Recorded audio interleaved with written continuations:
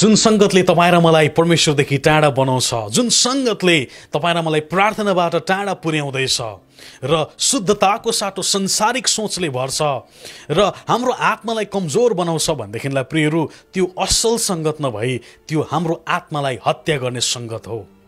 तपाईले सोच्दै हुनुहुन्छ मलाई केही पनि फरक पर्दैन, सबै कुरा असल भइरहेको छ, तर अझै पनि तपाईले गलत संगत नै पक्रिराख्नु भएको छ।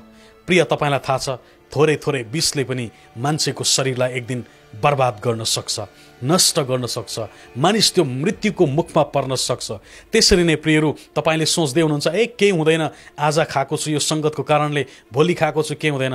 तर प्रियहरू तपाईले त्यो संगतको कारणले गर्दाखेरि नि तपाईले आफैलाई नष्ट बनाउँदै हुनुहुन्छ।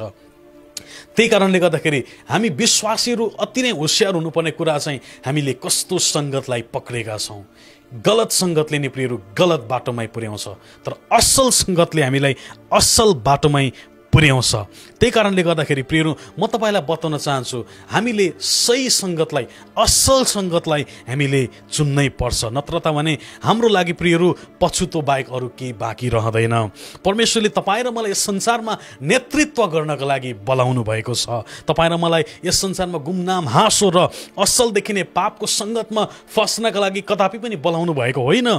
त्यही कारणले गर्दाखेरि प्रियहरू तपाईँ र मेरो भविष्य चाहिँ सबैभन्दा महत्त्वपूर्ण हो, सबैभन्दा महत्त्वपूर्ण कुरा हो। अहिलेको प्रभावमा बाँचेर प्रियहरू सस्तो जीवन नजिउँ। त्यही कारणले गर्दाखेरि संगत बदल्नुहोस्। यदि तपाईँको संगतले तपाईँलाई दुःख दिँदैछ, परमेश्वरदेखि टाढा बनाउँदैछ, संसारिक बनाउँदैछ भनेदेखिलाई प्रियहरू साँचो मित्रता रोज्ने तपाईँ र मैले आज निर्णय गर्नै पर्छ, नत्र त भने प्रियहरू तपाईँ र म संसारिक भएर परमेश्वरदेखि टाढा हुन सक्छौँ। त्यही कारणले हामी इसाईहरू अति नै होशियार हुनुपर्ने कुरा चाहिँ हामीले हाम्रो असल संगतलाई हामीले पछ्याउनै पर्छ। आमेन।